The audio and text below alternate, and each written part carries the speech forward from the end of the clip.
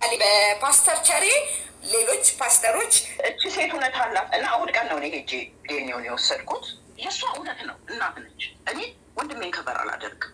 የመጣው ናሙና በቂ ካልሆነ ወደ ላብራቶሪ አናስገባም። ያንተን ናሙና እንወስዳለን። ይሄኛው ናሙና ግን በቂ ካልሆነ እና ይሄ ነገር አስተካኪ እንደዛ ብለሽ አሁን እንደዛ አይነት ነገር ሰማሁኝ አልኳት። አባት ግን እምነት ነው። ከዛ ሶስት ሰከንድ ልክ ይሄ የጆሮ መጥረጊያ እንትን አለ አይደለም፣ ልክ የሱ አይነት በቃ በሱ ሶስት ሰከንድ ወሰድኩኝ።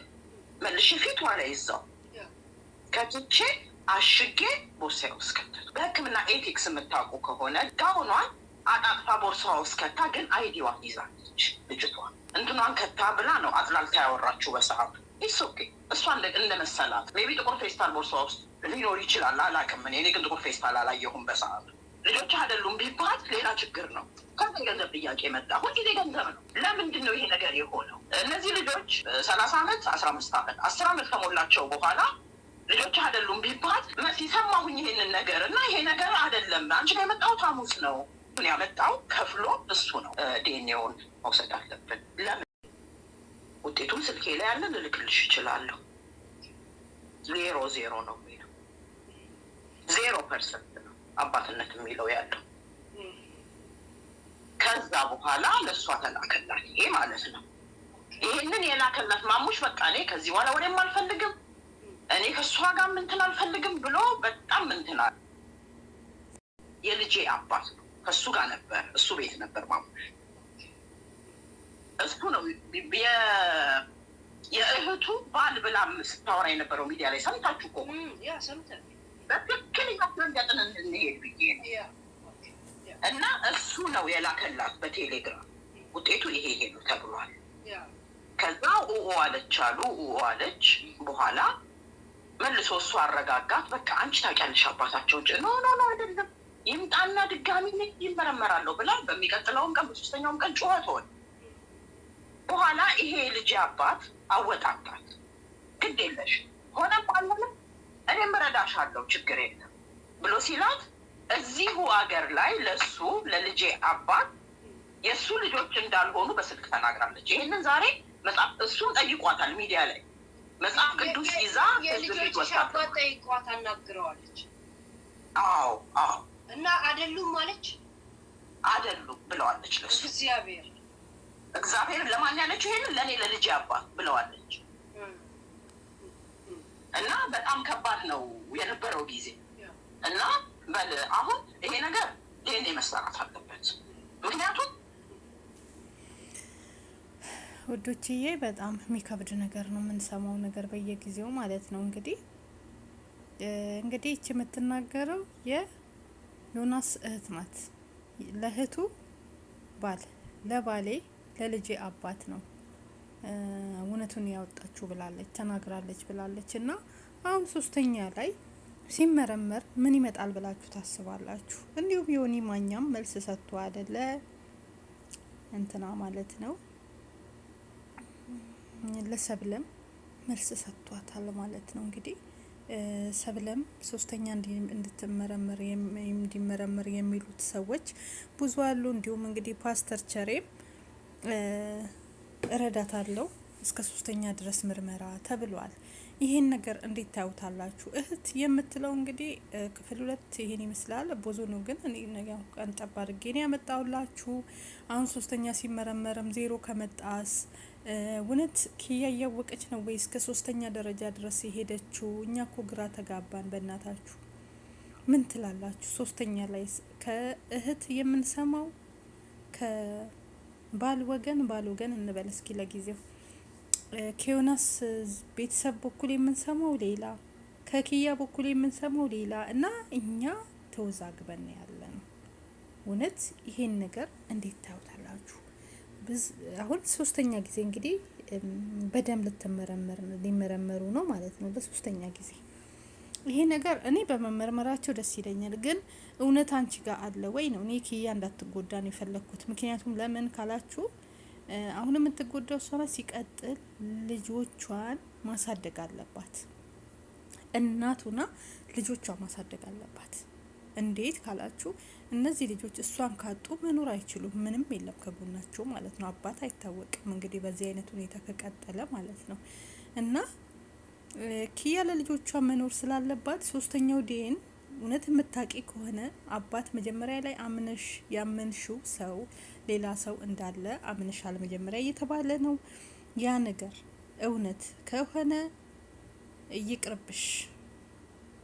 እነሱም አይዋሹ ማለት ይቅርብሽ። እውነቱ አንቺ ጋር ስላለ እውነቴን ነው ምለው። ይሄ ሶስተኛ አሁን ፓስተር ቸሬም ብዙዎቹም እንግዲህ እንረዳታለን እያሉ ነው አብረው ያሉት አይደለ? ለሶስተኛ ጊዜ በኋላስ እኔ የበኋላዋን ፈራውላት። እስኪ የፓስተር ቸሬንም አስገባላችኋለሁ ድምጽ ማለት ነው። እና እኔ መጨረሻውን ፈራው ውዶችዬ፣ ከምሬ ነው ምላችሁ። ማለት መጨረሻዋ ምን ይሆን? አሁንም ሶስተኛ ተመርምሮ ዜሮ ከመጣ በኋላ ላይሳ እንዴት ነው የምትሆነው? አስባችሁታል? እንዴት ትሆናለች? በምንስ አይኗ ኢትዮጵያን ሕዝብስ ታያለች? ከባድ ነው። ሄድ ነው። ስለዚህ በፓስተር ቸሬ ሌሎች ፓስተሮች እና የሃይማኖት የኦርቶዶክስ የሃይማኖት አባቶችም ተደርጎ ዲኤንኤው በትክክል ይወሰድና ስለዚህ ኪያዬን ለብቻዋ እንዳልጣልና ተወቁ። ለብቻዋ አልተጣለችም፣ ተነግሯታል። በዚህ ደረጃ ዲኤንኤ ምርመራ እንደሚሄድ ታውቃለች። ዮናስ ያውቃል፣ እሷ ታውቃለች። ቤተሰቦቿ በጉዳያችን አይገቡም። በፈለጉበት ይክሰሱን፣ በፈለጉበት መንገድ ይሄዱ። እኛ ግን ዲኤንኤ አዲስ ዲኤንኤ ለሶስተኛ ጊዜ ዳይሬክት ይሄዳል። ሶስተኛውን ዙር እንግዲህ ውዶችዬ እንደሰማችሁት ነው። ለሶስተኛ ጊዜ እንግዲህ የሃይማኖት አባቶች ተዋተው የዲኤን ምርመራው ሊደረግ ነው። እናንተስ ምን ትላላችሁ? ይህ ነገር እውነት ሆኖ ከወጣ እኛ ደስ ይለናል። እኔ ዮናስም አባት ሆኖ ቢገኝ እውነት ቢሆን ደስ ይለኛል። ማለት ልጆቹ አባት ስለሚያስፈልጋቸው። ግን ምንድነው ይሄ ነገር እውነት እስከ የት ነው ያለ? ምን አክል ነው? 100% ነኝ እያለች ነው እስካሁን። ሌላ ደግሞ የሚያጠራጥረው ደግሞ እሺ አምናለች እየተባለ ነው። ለሌላ ሰው አምናለች። የመጀመሪያው ዲኤንኤ የወጣ ጊዜ በቃ የሌላ ሰው እንደሆነ አንድ አምናለች ተብሏል። ሲቀጥል የ15 ቀን ልዩነት አለ ይባላል። እና አሁን ብዙ ነገሮችን አወዛግበዋሉ። እውነት ይሄ ነገር ማለት የኢትዮጵያ ሕዝብ እንዳለ እየታመሰ ነው በእነዚህ ህጻናት የተነሳ። እንደ ህጻኖቹን ፈጣሪ ይጠብቅልሽ ከምንም ከሰው አፍ እና ከሰው አይን። የምሬ ነው ምለው። በጣም ልቤን የበሉኝ ህጻናት ናቸው። በጣም ነው የሚያሳዝኑት፣ ሲያምሩ ሲያሳዝኑ። እና በእነዚህ ልጆች መነጋገሪያ መሆን ታሪክ በጣም ነው የሚያስጠላ። መጨረሻው ቢያምር ደስ ይለኛል። እውነት የሱ ልጁ ነው ቢወጣ ኦኬ ደስ ይላል። ግን እኔ የፈራሁት መጨረሻ ላይ ኪያ ምን ትሆናለች? ለሶስተኛ ጊዜም ሆነ ለአራተኛ ጊዜ አሁን ለሶስተኛ ሊመረመር ነው። ሶስተኛም ተመርምሮ ውጤቱ ዜሮ ከመጣስ ይሄን እኮ ነው እየፈራውኝ ያለሁት። መጨረሻዋስ ምንድን ነው የሚሆነው? ዜሮ ከመጣ ወይስ አባታቸውን አምጥታ ነው የምታስተዋውቀን? ወይስ አሁንም አራተኛ ይመርመር ልትል ነው? እንደዛ ከሆነ ድራማ እየሄደ ነው። ድራማ ሊሆን ነው ይሄ ነገር። ከምሬ ነው ምላችሁ። ክፍል 1 ክፍል 2 እያለ እንደ ድራማ ሊሆንብን ነው ሰዎችዬ። ያሳዝናል። ይሄ ነገር ከባድ ነው። እና የእሷ እምነት ምን አክል ድረስ ነው የኪያ እውነት? ማለት ኪያ እስከ አሁን ድረስ እስካለሽው ድረስ እሱ ነው እያልሽ ነው። በሌላ በኩል አምነሻል እየተባለ ነው። አንቺ ጋር እውነት አለ። እውነቱን አውጥተሽ ለምን አታጣሪልን? በኋላ የምትጎጂው አንቺ ነሽ። ሶስተኛ ላይ 0% ከመጣ ሶስተኛውም ጊዜ በኋላ ላይ ለአንቺ ከባድ ፈተና ይሆንብሻል።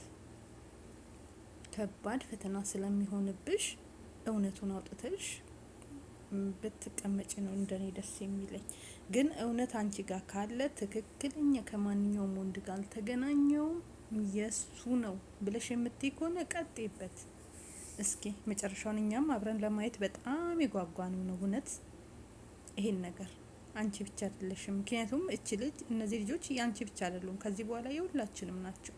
የኢትዮጵያ ሕዝብ ናቸው። ሕዝብ ማለት ሁላችንም ስለ ልጆቹ ያገባናል። አባታቸውን ማወቅ ስላላቸው ማንም ይሁን ማንም አባታቸውን እንፈልጋለን። እነዚህ ልጆች ካላባት ማደግ የለባቸው። አባታቸውን ማወቅ ስለሚፈልጉ ሁላችንም ኃላፊነት ስላለብን ከአንቺ የበለጠ አባታቸው ሲገኝ እኛን የምንደሰተው። የህዝብ ልጅ ሆነዋል ልጆችሽ ከዚህ በኋላ ማለት ነው። እና ብቻሽን አይደለሽም ማለት የኢትዮጵያ ሕዝብ በሙሉ ስላወቃቸው ህጻናቶቹ ሁሉም ስለነሱ ጉዳይ ያገባዋል። ለዛም ደግሞ አንቺ ደግሞ በህይወት መኖር አለብሽ ለልጆችሽ።